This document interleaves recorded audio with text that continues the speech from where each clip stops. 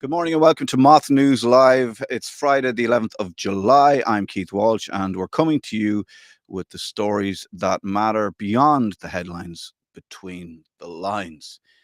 Today, tensions in the north over loyalist bonfires. It is the 11th, of course. Are these cultural traditions or just raw intimidation? The EU's rule of law report is out, and Ireland gets a mixed review. Pretty bad if you're stuck for a few quid, let's just say, and we'll be breaking it down with Al. And while politicians talk about stability and reputation, over 4,000 children are homeless in Ireland, a record low point for a so-called republic. At 11:30, we'll hear from our pal Mael Vogue, musician and activist from the north, who calls this year's bonfires the last sting of a dying wasp. We can only hope. But first, let's run through the week's news in brief. Right, first up, loyalist bonfires, as we said, are they culture or threat? So tensions are flaring again in Northern Ireland as loyalist bonfires, some towering over houses, and some in even more dangerous places, go up in flames across Belfast and beyond. Calls are growing for political unionism to show leadership, with Sinn Féin MLA Jerry Kelly saying political unionism needs to get off its backside. Police and council workers have faced threats and petrol bombs when attempting to remove illegal pyres, with some bonfires featuring anti-Irish, anti-Catholic, and even racist effigies. We'll explore this further in an interview at 11:30 with artist and activist Mael Vogue, who describes, as I said, these bonfires as the last sting of a dying wasp. Now, rule of law in Ireland, what's really going on? The EU's 2025 rule of law report has just been published, and Ireland is under the spotlight. Well, here on MOTH, we're putting it under the spotlight. Trust in the judiciary remains high, which seems at odds with the rest. Legal costs are among the worst in the EU, and Ireland still has the fewest judges per capita. The report also criticises delays in defamation law reform and weak enforcement of political ethics. So the big question is, how fair is Ireland's legal system? Really, we will talk to Al in just a few moments. He's waiting in the wings. He's in New Jersey. Is he in Jersey or New Jersey? New Jersey. We were talking to Al as he unpacks. The two of us will unpack that report, what it means for real people, not just political reputations. Now, I mean, bad news. Child homelessness hits record high. New figures show that over 4,000 children in Ireland are now living in emergency accommodation, the highest number on record.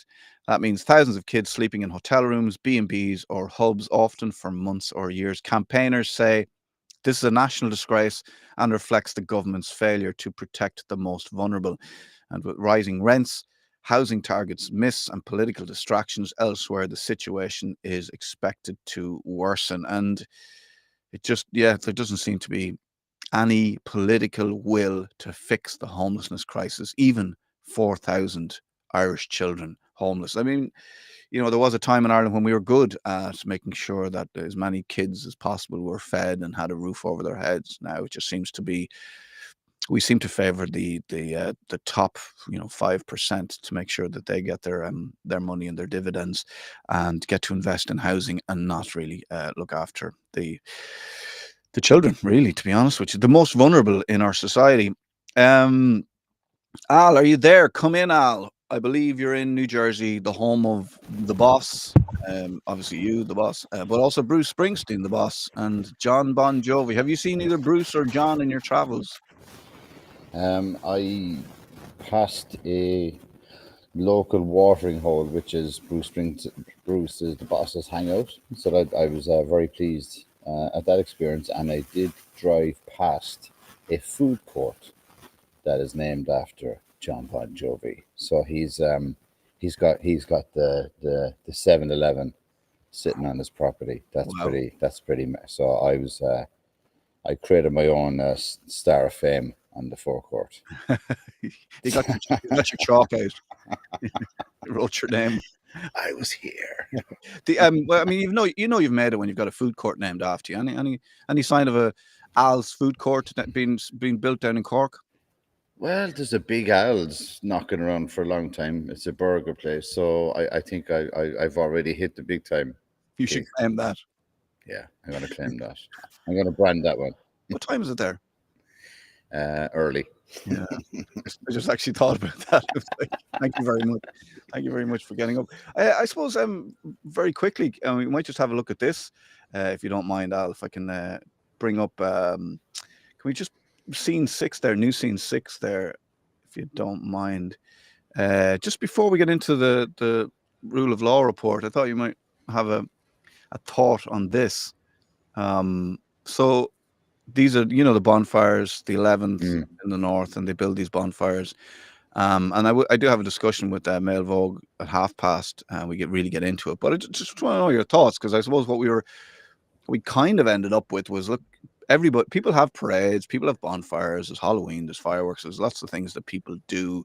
You know, is there a place for this in, is there a way that this can be reorganized, that they take the hate out of it and they're allowed to continue with some of these traditions?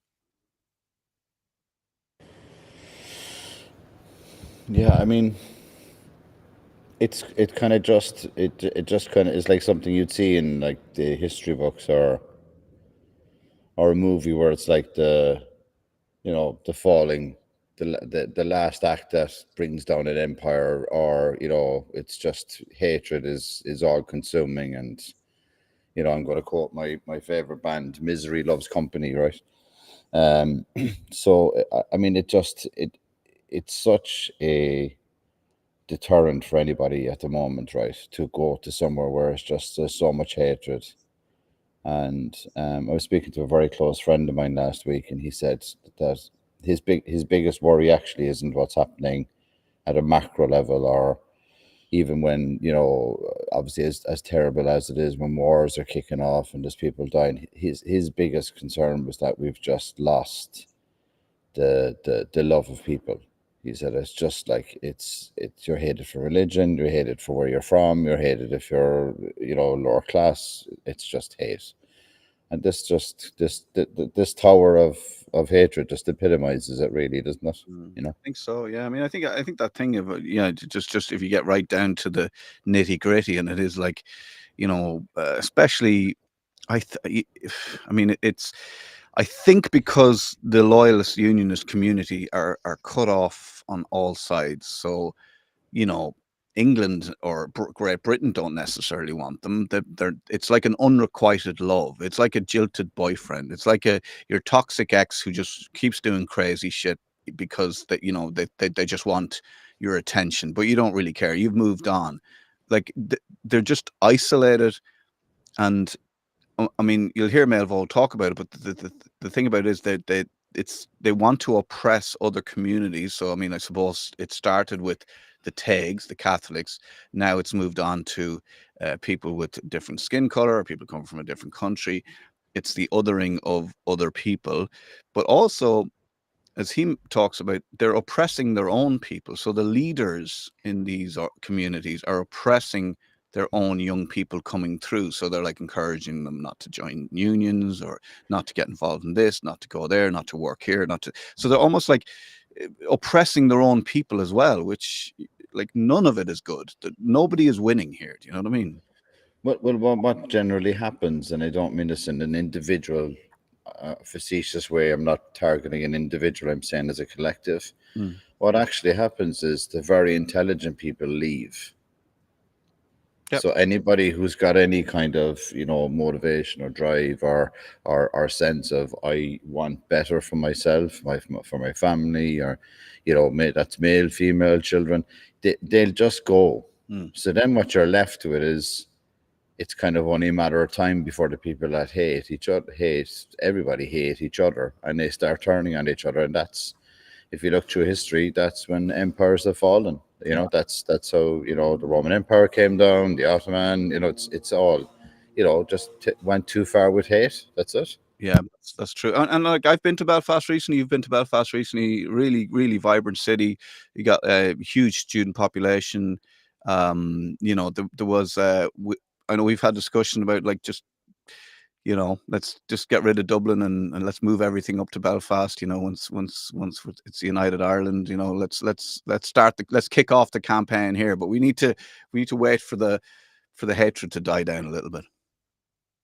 Well, it's like they're just wonderful people, to be honest. Like up there, Mm. like, and I don't distinguish or differentiate between anybody. I just see them on the island of Ireland, and they're living in a part in the island, and like regardless of border or no border, but they're just lovely people, I must say.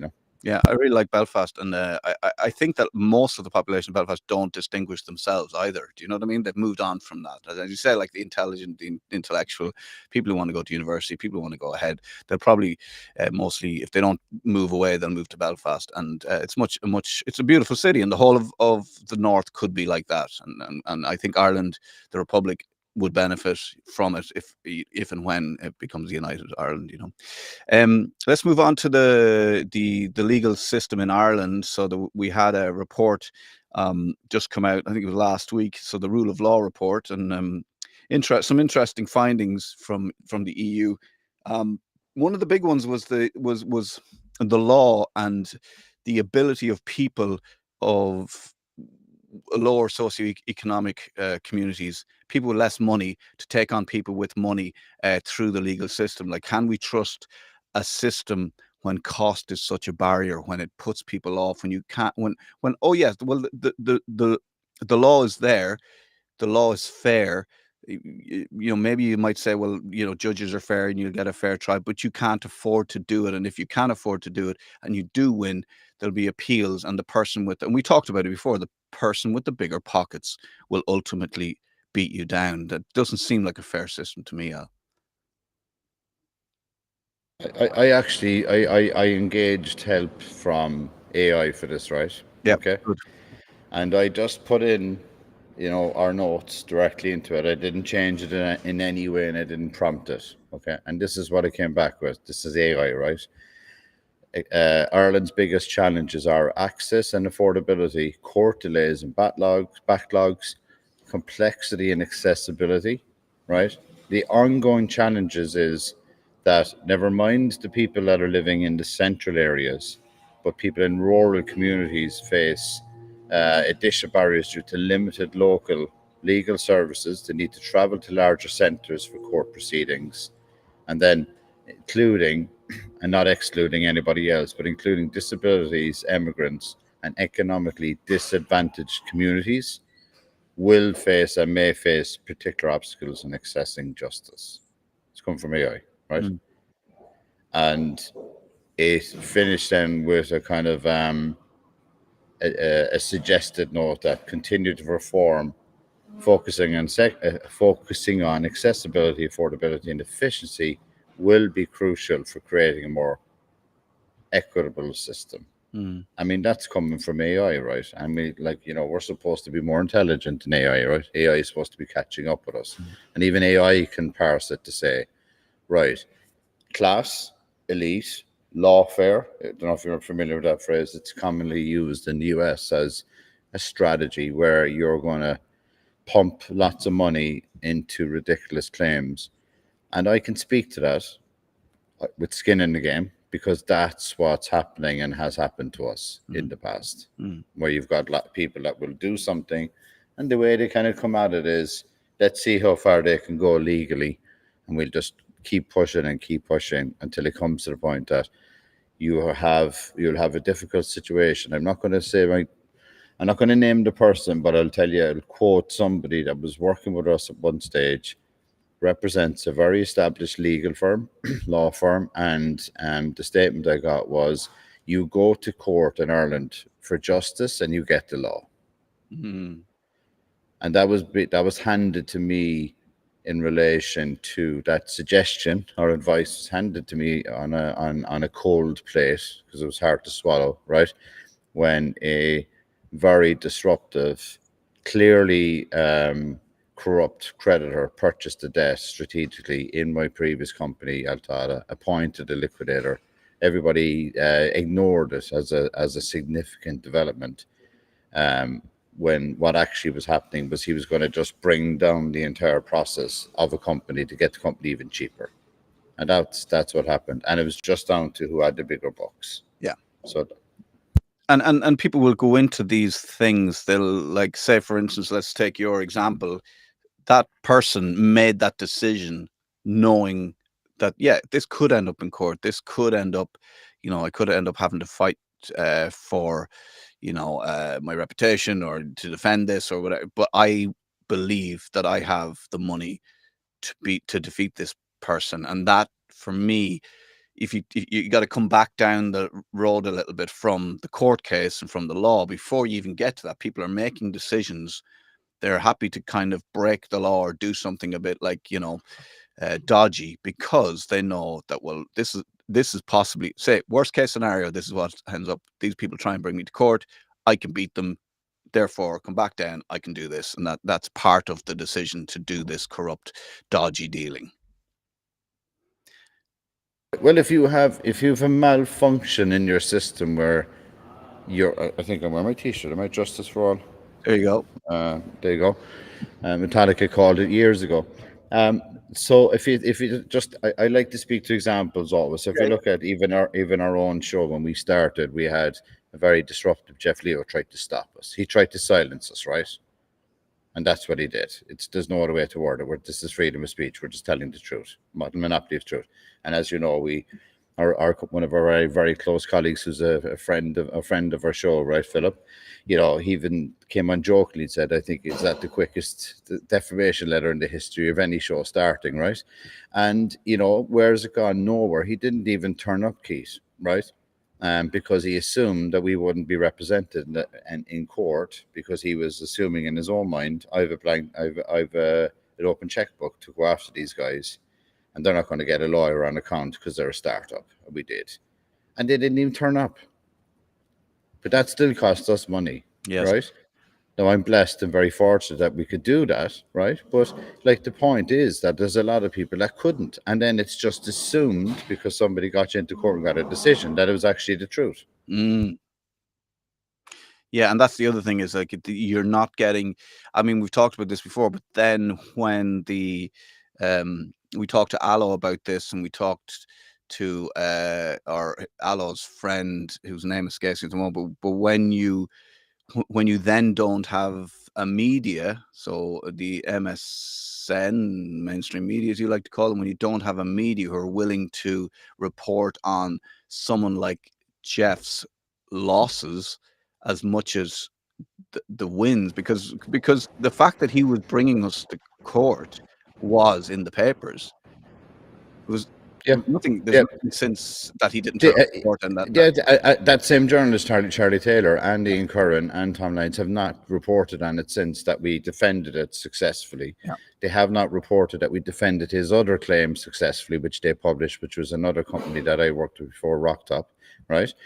They haven't reported on that, and they have not reported over the last period with any pictures of Jeff Leo where he has essentially settled to get himself off cross-examination. That's the facts. Mm. Now, why would you do that if you're an innocent man, right? I just also put into AI just as a side note, right? So, what is the most pressing concern? This is unprompted. Yeah. The most pressing concern is the high cost of legal representation. Many people cannot afford solicitors or barristers, creating a two-tiered system where justice will depend on financial resources. While legal aid exists, it has strict eligibility criteria and limited funding, leaving many middle income earners unable to access either legal aid or afford private representation. I mean, that's coming from AI. Mm. It's pretty glaring, right? That is the situation which we've been saying for pretty much since we For a long started. time. Yeah, I mean, if you take my own situation with RTE, so I mean, we recently saw this week. I don't know if you noticed, but the Postmasters Union took on I suppose a big financial firm or a big legal firm who did who did a massive sort of investigation and looked into the situation where the postmasters were deemed self-employed. This bogus self-employed. So you've got your employed, salaried, sick pay, holiday pay, all that kind of stuff. And then you've got this bogus self-employed where basically someone will pay you an amount of money and then you look after all of that stuff yourself, right? So for years, the government are saying, well, no, the postmasters are, and on post employees, a lot of those are self-employed, bogus self-employed, same as RTE, right? So this investigation was carried out, and the result was that they said there is no way in any court, in any land, in any place, in Ireland where you can imagine, because what they're trying to say is, so I went to the social welfare, what used to be known as the social welfare office. So they have their own investigation team, right? So they investigated my situation in RTE, and they've deemed me to be an employee. Okay. So when I then have this piece of paper that says, well, that's the social welfare people, they're saying I'm an employee, or to you're going, well, they're only doing that so that makes us pay our PRSI. That's all that's about. So revenue then are saying, yeah, that's not to do with you paying tax or not paying tax or what you're owed or your sick pay or your back pay or anything that your pension, any of that kind of stuff. No, this is a separate thing. So this finding now said there's no way that revenue and social welfare, the two massive departments within the same department, finance, whatever. There's no way that those two organizations who use the same criteria to collect taxes, both of them, are can be in disagreement. So if social welfare is saying this person was, there's no way then that the revenue can't recognize that. And this is a new finding this week. Now I believe that RTE owe me money, and there's the proof. But I will now have to find money to hire a solicitor and a barrister, I'd say, to go to RTE to get that money, which they would probably, on the steps of the court, settle. But in the meantime, I've got to find the money. So for me to get the money that RTE owe me, and it's been proved now, beyond shadow of a doubt, I have to come up with the money to hire a barrister to get that money. Do you know what I mean? And RT will just wait because they have the legal team. They'll fight. Like even if I went to the workers, the before you go to the Labour Court, you go to the WRC, right? Even if I went to the WRC, they'll just bring their legal team there and they'll push it to the Labour Court. Do you know what I mean? So they will drag this out, and they have the money. And I'm turning up at the WRC with nobody, just with all my information, but they're turning up with a team. They've got, like, I went to one to see somebody else in RT who was doing to witness it, and they had a team of like 3 people on the other side of the desk, and they're spending. Here's the thing: they're spending our money. So and we talked about this before. It's taxpayers' money that they are using to defend the reputations of the people who made those decisions, the HR person, the director general, all these people. They're using our money to fight me, and and because I was self-employed, I paid a lot of tax. So you could say that they're using my money that I paid into tax. You're talking about hundreds of thousands that I would have paid over 7 years. They're using that money against me, which boggles the mind. I'm just trying to think of a response to that. So if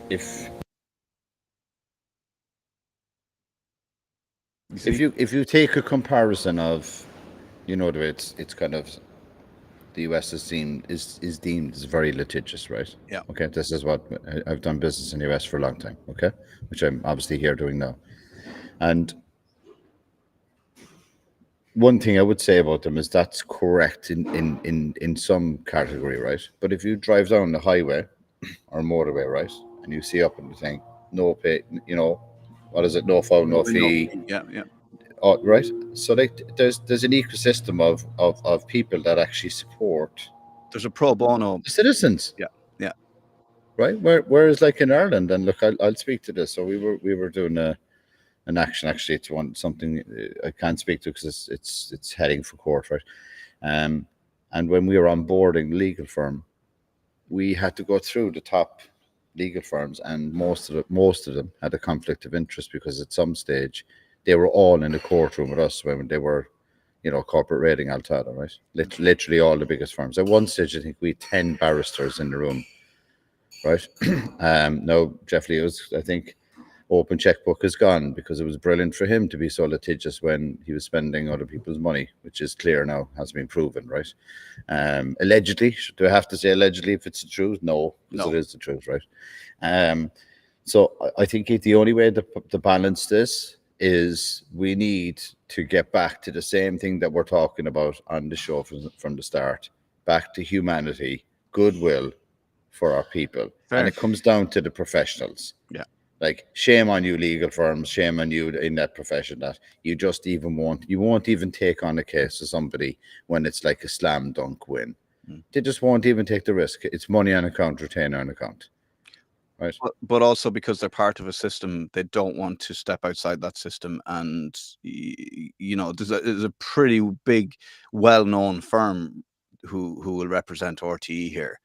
And if they were I mean, look, you gotta work as hard as you can to defend your client, I suppose. But at some point, there must be another firm who's going, well, we want the notoriety of being the first to take this case and to prove RTE wrong, and to force them, or Revenue. I don't care who gives me the money at this stage. Revenue can just give me the tax back that I paid. I'll take that. The Irish government, the Minister for Communications, could put his hand in his pocket and give me back my tax or something. It's not like that I haven't paid them a lot of money over the years that I shouldn't have. But for somebody to force somebody to give me the money back and do the right thing, and it's called as we talk here, like all the thing we're interested here on MOTH is a fair and equal society in Ireland. And that's it.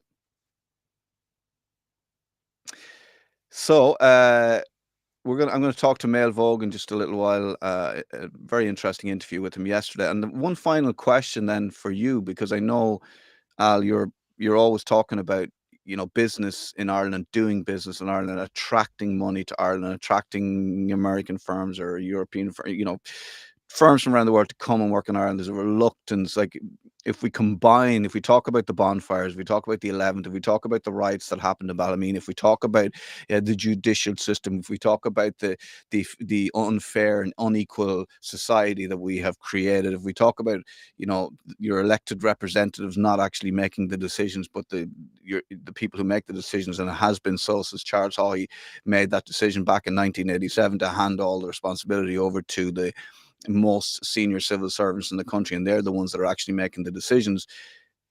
I'm presuming you're looking at Ireland going, no one's coming here to spend their money. I'll tell an anecdotal story, which I like doing. So I sat in a room 2 days ago with very experienced, successful people, very experienced, okay? And they were asking about, our country, right? Coincidentally, there was actually a map of Ireland in the office because the guy was an Irish diaspora, right? And he pulled up footage that his son had shared because they classed themselves as part of the Irish diaspora. They're second generation, which happens a lot in the US. There's a huge connection there. And showed pictures of the GPO issue during last week with the standoff, right? Okay. And he just said, look, we would have seen Irish people as I'll curse a bit, right? Pardon my profanity, but that wouldn't take shit off anybody. And it kind of looks like the Irish have just folded over and just started to take the corruption and the violence. That's exactly how he said it. And he said, we kind of see that, geez, you wouldn't fuck with the Irish if these guys rise up. So that's what the sentiment is, that we're just literally becoming a joke. Yeah. And that's unfortunately that is the impression or that's how it looks. And you think of France and you think those guys will just go out and strike. You can't take the piss with those guys. They literally won't take any shit. And we almost take the piss out of the French for being like that. But we do go out and march, and we do go out and strike about the wrong things. We need to down tools until the government gets its shit together. And our focus has been pulled left, right, and center, and we're not actually talking about the right things, and that it's a big problem, and the chickens are coming home to roost. Bay. Pardon the pun. Pardon the pun. Yes. Hello to the Wennings. I'll leave it there. We'll talk again next week. Enjoy New Jersey and tell John Bon Jovi and Bruce that I said hello to them. Yeah, go and hang out with the boss there now. See you, buddy. See you, man. Bye bye. Good luck. Thanks. Bye-bye. There's See everybody. some interesting conversations there, and those conversations will continue. I mean, we're not finished talking about that, not by a long shot. Now to the north, as I spoke about, tensions are burning, both literally and politically. Earlier this week, I spoke to Mael Vogue. It was yesterday, actually, a musician, artist, and activist from Belfast, about the legacy of loyalist bonfires and the identity crisis facing unionism. Mel has a gig. He's playing a gig in Belfast on the 19th, which is next Friday. And I will get I'll come back at the end of this interview just before I say goodbye it's a secret gig. So you got to contact them for tickets. I'll come back with the name of the venue after we speak to Mael Vogue. I started off by asking him, was this the worst example of a piece of art or effigy that we've seen on the bonfire to date? Is this the worst? Is this the one we should be talking about, Mael? It's up there. I mean, there was one about 10, 15 years ago from Ballycraigie, which is an estate in Antrim. It currently competes with Craigie Hill in Larne for the title of the biggest bonfire. But it had one a few years ago, and it was, to be fair to them, it was clever. It said "Keep Antrim Tidy," which was the same initials as KA, as Kill All Takes. But it said, "We're not racist, we just don't like cotton picking." And then there was the racial slur in there. So I would say it's equal with that for me, for the worst that I've seen. There's been some serious ones over the years, but not a lot seems to get done about it. I mean, tell me a little bit about what you know about these bonfires and why it happens, just to sort of... So, as I understand it, the loyalist tradition holds that when King William was coming, the local people who were Williamite supporters lit beacons to guide the ships in the Carrickfergus, and from thence the tradition arises. So now they burn these on the 11th night to commemorate this. But in the last sort of 20, 30 years, I think they have got a reputation. I've spoke to, loyalists on Reddit or whatever, or people from that community, and in real life.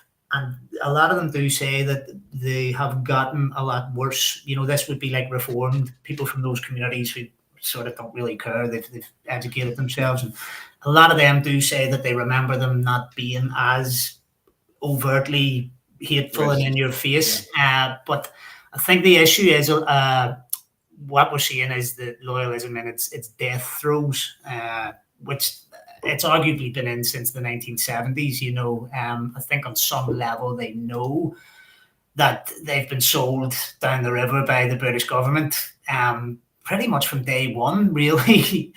But that only further entrenches them, and there was a guy on Reddit there yesterday who I actually appreciated his honesty. He says every year Republicans get upset about this, so we're going to build it higher next year, so it is just a thing. It works for them almost like as a marketing tool to keep themselves alive, to make themselves feel like what we're doing is important, and this sense of like building a bigger bonfire, having the most hateful banner, effigy, whatever, I mean, quite artistic, a lot of them, in fairness, this is like, hats off to the artists involved. Yeah. It's a pity they couldn't do something with their creativity, something better, Well, it's a lot of it's just from spite, which, to be fair, ironically, is a very Irish reason for doing something, for badness. I don't know if they would see it that way, but I'm reminded of the famous Drill tweet where he says, go ahead, keep telling me to shut up. It only makes my opinions worse. And I think there's an element of that where they're just... I think they know that they're on some level that their history's forgotten people, and they're just lashing out, and it's the stings of a dying wasp, essentially. This in the 1970s they had advocated for Ulster separatism was a thing that was floated, where they would separate from Britain, presumably because the Brits were trying to force them to share power with Teagues, and if they were free of that, then they could run their fiefdom the way they wanted. So, as I said in the last time, it's not really about, people think it's a contradiction, but it's not really about loyalty to Britain. It's about maintaining that ethno-supremacist sort of thing. And at the minute, when the other famous quote is, when you're accustomed to privilege, equality feels like oppression. So they've got that siege mentality, which is baked into it, and they feel like everyone's coming for them and their back's against the wall and the Teagues are knocking at the gates, and so they're just lashing out and they're trying to make it for badness. They're saying, well, we're going to just, because they don't care. They don't care about the racism. They lean into it. They revel in it.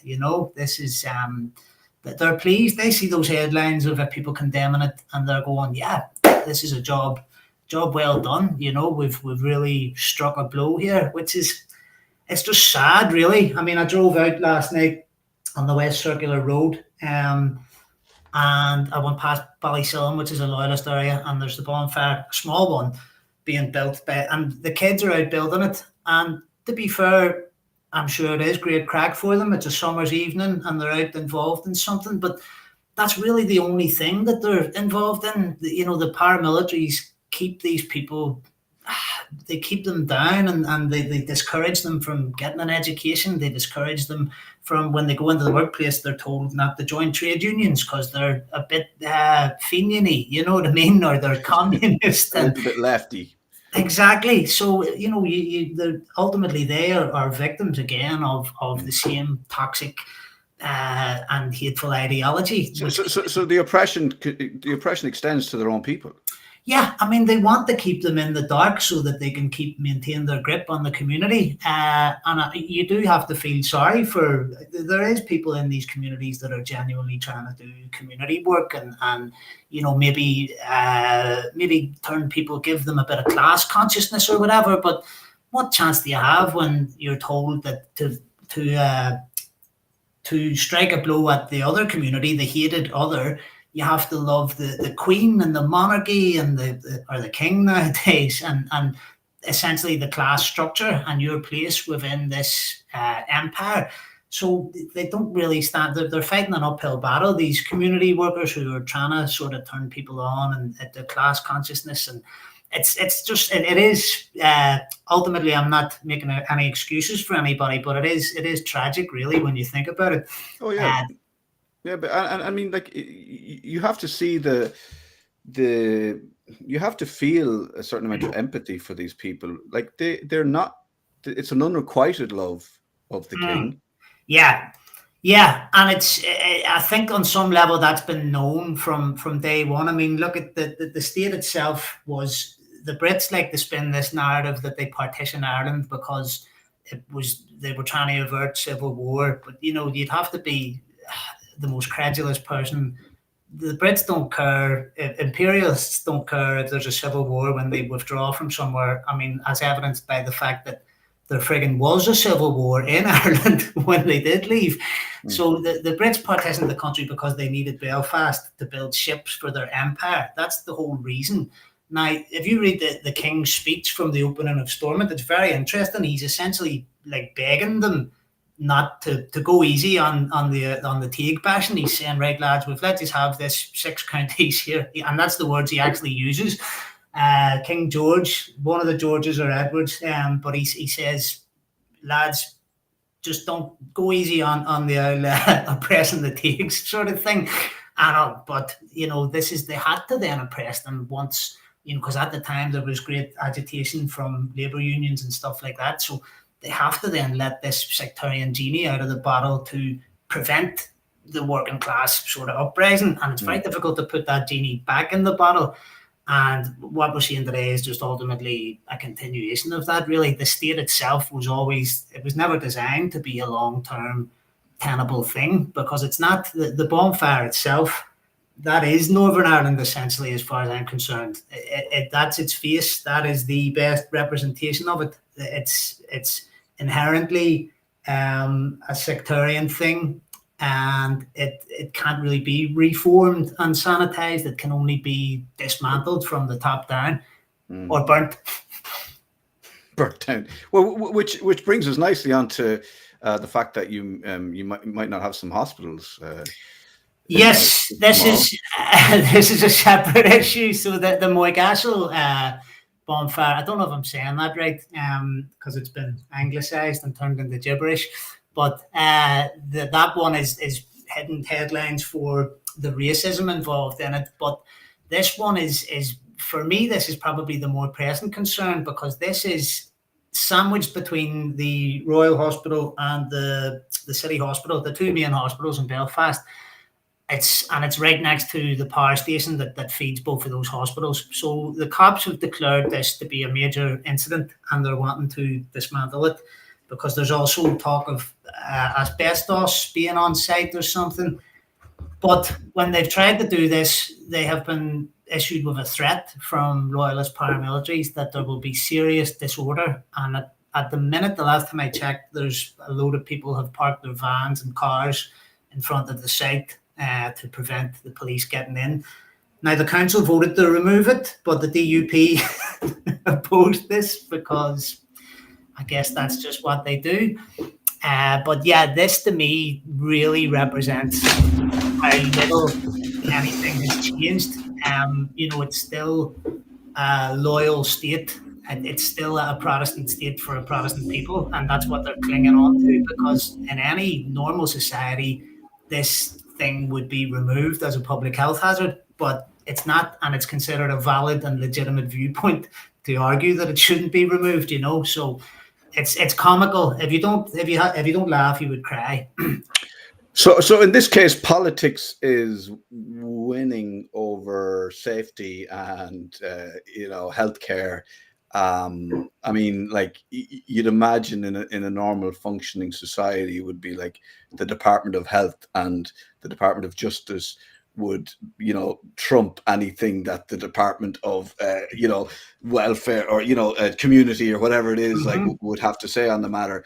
It doesn't. It's different here, but also, I mean, we have to I mean, if the Department of Justice or if the PSNI are saying this needs to be shut down, they're also cognizant of the fact that this could result in nights and nights and nights of rioting. Yes, and that's the threat. Yeah. So that is the threat, but the threat is only given credence because of how embedded these paramilitaries are with the politicians, and ultimately, at the end of the day, with the police and with the state itself. We have a thing called the Loyalist Communities Council, pardon me, and they are always liaising with the main unionist parties and effectively having a veto over any sort of deals that are.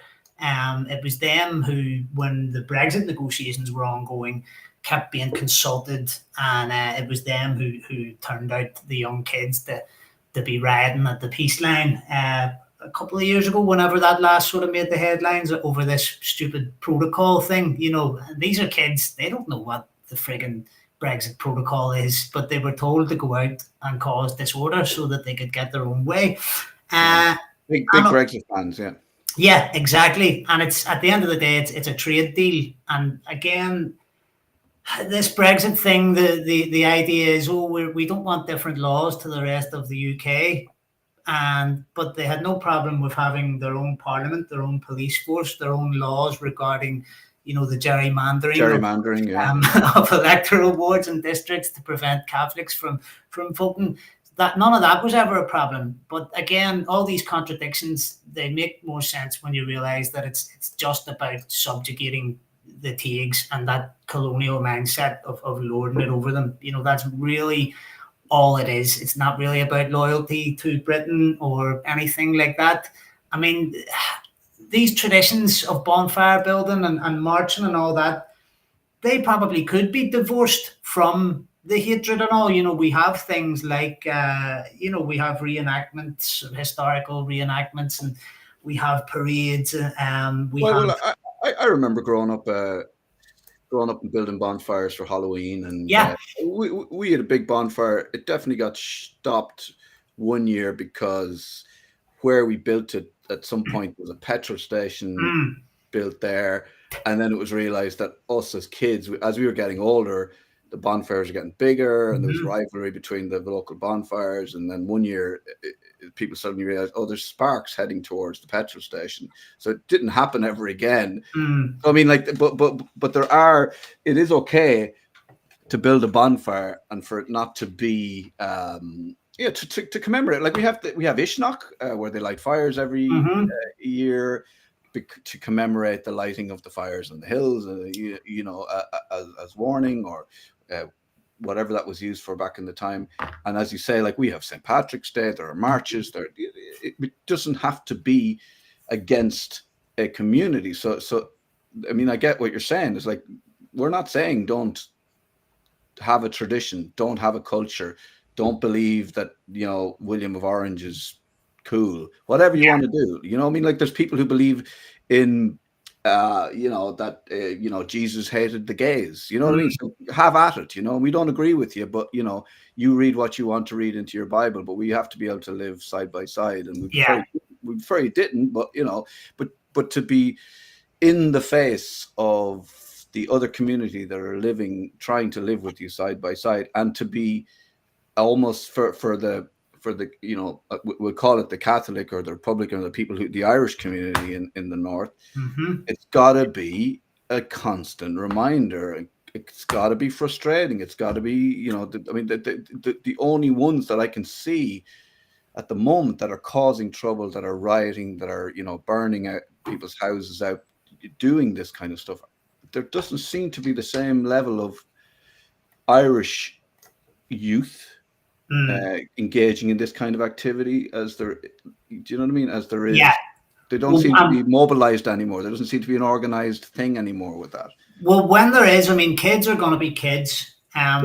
Those riots I referred to earlier, the Brexit ones, I actually lived quite close to the peace wall at the time.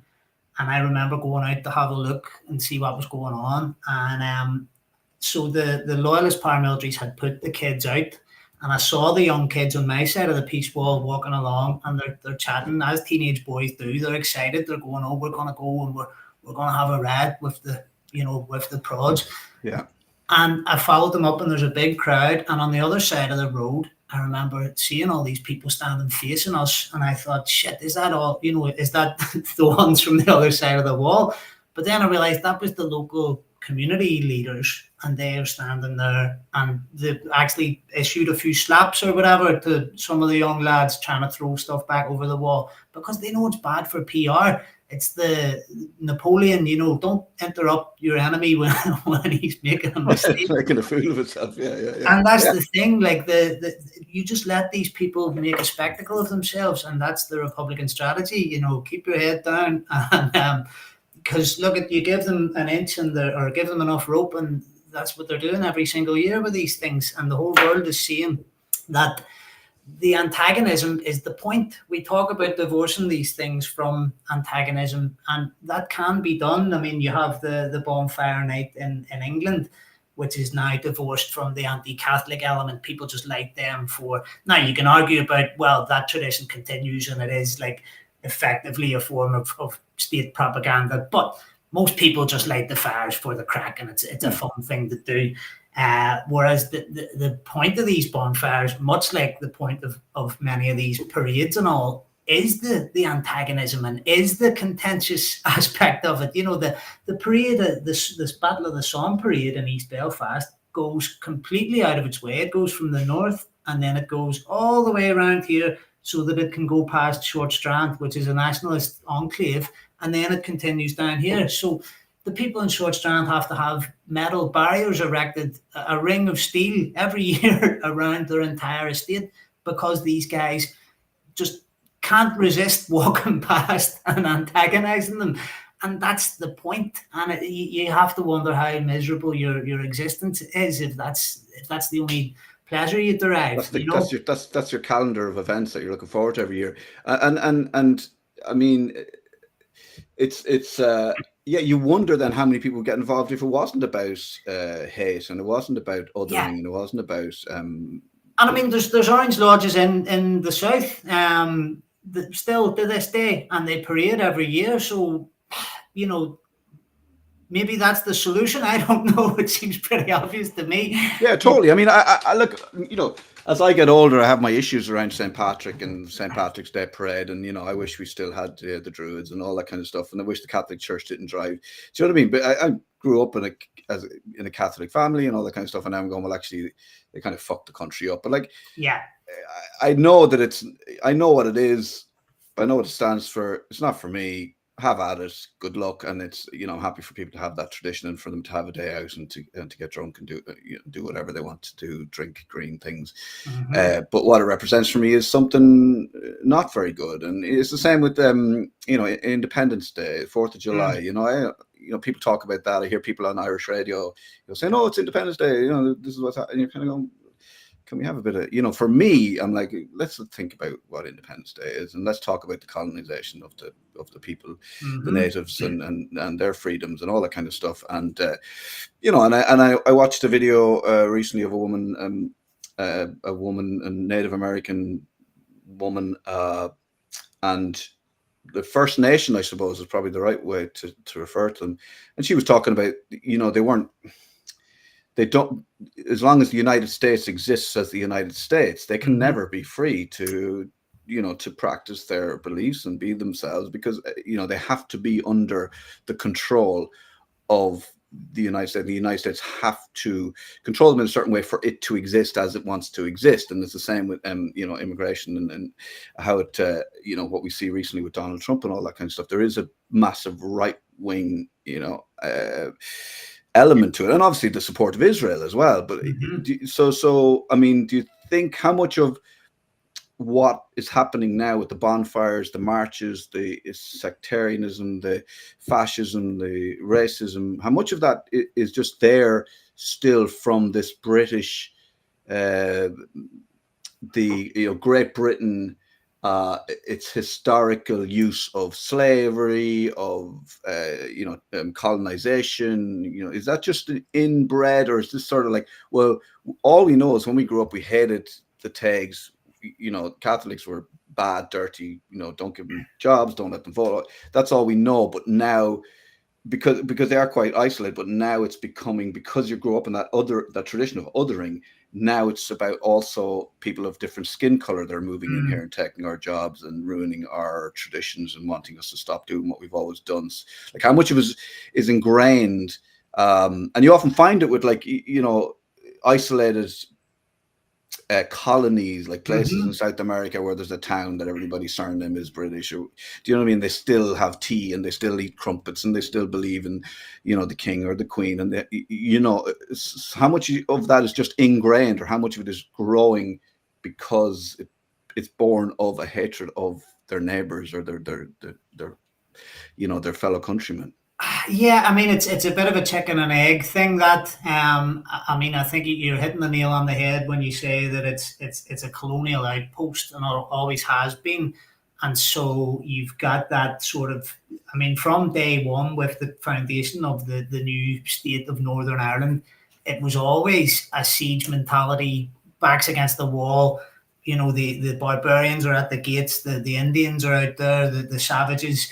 And it's so you've always had that, and then you've coupled that with, I mean, the reason why they wanted to maintain the link to Great Britain was because these people were the elite. They were the Protestant elite, and that's been long since been. That's no longer the case. That hasn't been the case for a very long time. Gone are the days when people would have got a guaranteed job in the shipyard or whatever. Even the working class people sort of had it better than the working class Catholic people, but those days are long gone. So really, it's just, I think that the only reason for wanting to remain British is to maintain that sort of whatever shred of that. It's a bit like you mentioned the United States, and you've got the South, the people that are equally poor, but they want to maintain that one thing that elevates them above, and it's ultimately the British colonialism is the root cause of it all, because that was a divide and conquer thing.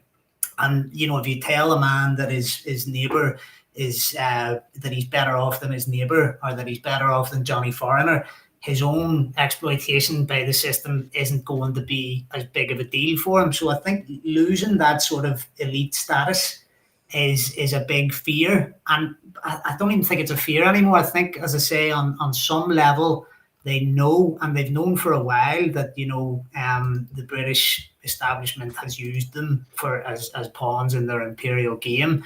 But the alternative is compromising with with the native Irish population, which their whole ideology is diametrically opposed to. So they're sort of caught between a rock and a hard place, and unfortunately, they're bringing everybody else down with them. You know, I think the best thing for them would be to accept that they're only prolonging the inevitable, but it's cutting your nose off to spite your face. You know. I do think that, you know, because as far back as the 1970s, there was a loyalist paramilitary that was issuing a statement comparing themselves to the Jews in Israel. And effectively what they're saying is that we're sold out. All we've known is betrayal for 400 years. And they're sort of saying they'll go down in a blaze of glory, you know, like the Japanese military government at the end of the Second World War. That's what they were arguing for. Like, we'll just go down and we'll bring everybody else down with us. I think, but again, yeah, I can't stress this enough to people who are maybe watching in the South, that this is a minority of people. It's a very vocal minority, you know.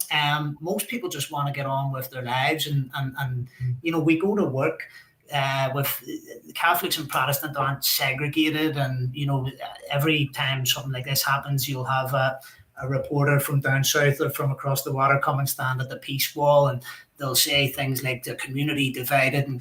But most people, you know, you live and work with Protestants and Catholics, and you'll go to the same pubs in the town, and you'll meet each other on nights out, and you'll go to parties, and many people have children together, or you know, they get married, and most people just want to live their lives. But it's this minority of people, a very vocal minority, who are just stuck in the past, and really they're just trying to preserve their own elite status, because these paramilitary guys, you know, they kind of still are elite because they're untouchable. They're requesting, they've got a gravy train with the state, you know, providing as part of this reconciliation process. They will give them funding as long as it's filed under that reconciliation thing. There was a request the other week from the UVF leadership for a Praetorian guard, you know, like an armed guard for their elderly leadership, for if they finally retire and put their guns beyond use, which was, to be fair, laughed. There you go. That's our pal Mael Vogue talking about the bonfires of the vanities happening tonight in Belfast. If you're in the north in general, if you're in the north, do take care, and hopefully we won't see any rioting, because, as you said, like when the weather's good, the weather's nice, there's nothing better than a group of young unionist loyalist kids to get out and make some petrol bombs and throw some rocks at houses. It's part of their culture. You know what I mean? Thanks to Mael Vogue. If you want to follow Mael Vogue, go to maelvogue.ie, and also you can follow him on TikTok at mael.vogue. So it's mael.vogue. Go follow him, and he has a gig coming up in Belfast on the 19th. It's a secret gig, so I can't tell you what it is, but he will. That's it for us. Enjoy your weekend. I don't really have much more to say today. Thanks to Al for joining us. Thanks to Mael Vogue. We do have, I did an interview yesterday with another Irish person who had a bad experience with the care system. So we will be showing that next Friday. If you want to watch the rest of that interview with Mael Vogue, you can watch that on our YouTube channel. I'll put it up across the weekend. And also, if you have a story that you want to share with us, or you have something going on, or you want to comment on any of the anything you saw on the show, do get in touch. You can follow us on any of our social media platforms. We are, of course, who wouldn't be, you know, on X, we're on Instagram, we're on TikTok, and we are on YouTube. So go follow us and support us. Support this platform where we're trying to make Ireland a fairer place, a more equal place for its citizens. And we only operate, and we only talk about facts here on Moth News. Enjoy your weekend. Enjoy the sun. Maybe don't throw any petrol bombs this weekend if you don't mind, guys. Take care.